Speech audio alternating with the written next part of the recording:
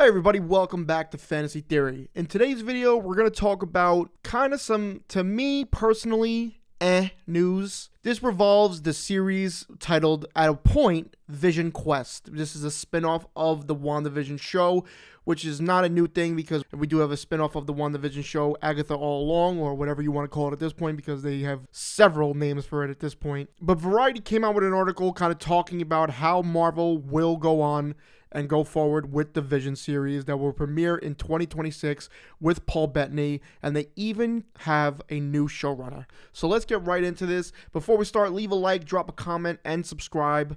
Let's get into the video. So this comes from Variety, obviously a very reliable source. The title is Marvel Sets Vision Series for 2026 with Paul Bettany, Star Trek Picard EP, Terry Matalas as showrunner. Marvel has tapped Star Trek Picard executive producer Terry Matalas to resurrect Vision, the synthezoid played by Paul Bettany, for a new untitled Disney Plus series set for 2026. Variety has learned exclusively. Bettany will return to the role and Matalas will serve as showrunner. After Vision died at the hands of Thanos, whoa, spoiler, 2018's Avengers Infinity War, he returned twice over in 2021's WandaVision. First as a creation by his beloved Wanda Maximoff, Elizabeth Olsen, through magic powered by grief. Then as a rebuilt nuts and bolts android with a ghost white appearance and zero memory of his past life. When the two Visions battled in the WandaVision finale, WandaVisions restored the ghost's Vision's memories. Then Wanda allowed her Vision to fade from existence. The new show will take place after those events as Ghost Vision presumably explores his new purpose in life. So let's stop real quick here. It seems that this is just going to be maybe a solo adventure of Vision kind of finding his place in the world right now. You know, if we remember in the WandaVision finale, which at the time I wasn't a huge fan of just based off of all the theories that we had that didn't come to light, but after some time, it did age it pretty well to me. I will say the fight between them was more, you know, it was definitely a fist fight at one point, but there was more of an intellectual fight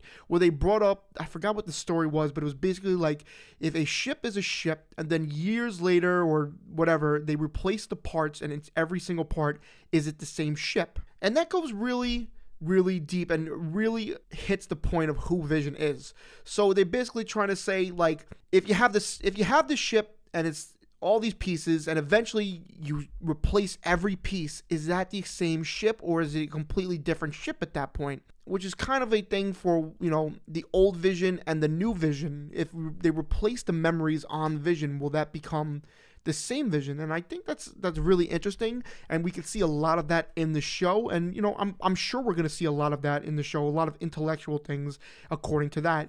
Will we maybe even see Vision and Wanda reunite? I don't know how people would feel about that. Marvel brought in Matalas after his work running Season 3 of Star Trek Picard, which brought back the cast of Star Trek The Next Generation to widespread acclaim, garnering Matalas as WGA Award nomination for the 2023 series finale, greatly impressed the top brass at the studio. Marvel chief Kevin Feige even recently appeared with Matalas in a 2-hour episode of the Star Trek podcast, Inglorious Treksperts. Again, let's stop here. I heard from a few people, I don't really watch Star Trek here, but I heard from a few people the first 2 seasons of Star Trek Picard were just okay, probably mediocre at best, and then he came in for season 3 and it's like pretty good.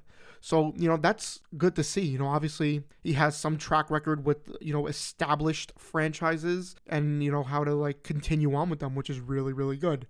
And of course, bringing back the cast, it seems, for the 3rd season is interesting because we'll be bringing back, you know, I don't know if it's a beloved character, but you could say Vision is up there as a beloved character. An earlier version of Vision series had been in development with WandaVision creator Jack Schaefer, but his attention turned to running a separate WandaVision spin-off, Agatha All Along, with Catherine Hahn, which is set to premiere in September. Now, the WandaVision spin-off, Agatha All Along, the witch with a great wardrobe, I don't even know what it's called at this point. I think it's Agatha All Along. I heard it's supposed to be some type of musical. I'm personally not looking forward to it, but usually shows like where I'm not really looking forward to actually surprise me the most and actually give me the best experience, you know? Like, for example, Echo, I wasn't a big fan of that they were making, but then the show came out and I was like, this is actually pretty good.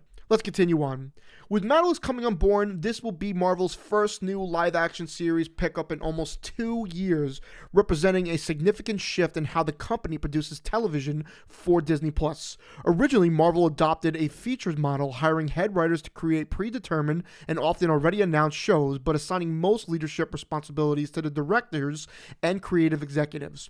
Marvel's head of streaming, television, and animation, Brad Winderbaum, recently told Variety that starting in 2022, the company began to shift to a more traditional approach to TV with a lengthier development period and a return to hiring writer-producers to oversee the entire production as showrunners. The company is also rebranding its live-action TV output to Marvel Television and reducing the number of shows it makes to roughly 2 per year, down from as many as 4. Yeah, that's true. Marvel did come out recently and said that I think they were only going to do a maximum of 3 movies a year and 2 shows a year, and that's kind of what their plan is. So in 2026, if we're going with 2 shows, right now it's Vision and something else we don't know yet. Before Picard, Nautilus was the creator and showrunner for the sci-fi series 12 Monkeys for Universal Cable Productions, which ran for 3 seasons. He also was the executive producer and showrunner of season 4 of the CBS reboot of MacGyver. And he's written for Night Flyers, Nikita, Terra Nova, and Star Trek Enterprise. He also restored multiple Back to the Future DeLoreans, which have appeared on Jay Leno's Garage, Super Bowl commercials, and the Academy Awards. That's pretty funny, honestly, that they added the Jay Leno's Garage thing. But that's pretty much the article. Again, I started this, I'm not too excited for a Vision show. I mean, WandaVision really did make me like the character of Vision a lot more than I already did. At a point, Vision was just like, he was a cool character to me. He was nothing really special. I don't think they did Vision justice besides for Age of Ultron and maybe Infinity War with, his sacrifice. But, WandaVision made me really like him. So, years ago when we found out that there would be a possible Vision Quest, because I think that was the original title for the show, a Vision Quest show, I was excited. But over time, I'm kind of like over it in a way. But you know what? I'm going in with an open mind. 2026, so we got some time. You let me know what you think of this. I'm about it, on an excitement level. I'm about like halfway. I'm about like an average, like a 5, 5 out of 10. But you let me know if you're excited for this, if you think it can live up to, I guess, hype. I don't know if there's even that much hype, but you let me know. Leave a comment, drop a like, and subscribe. Thanks so much for watching, and have an incredible day.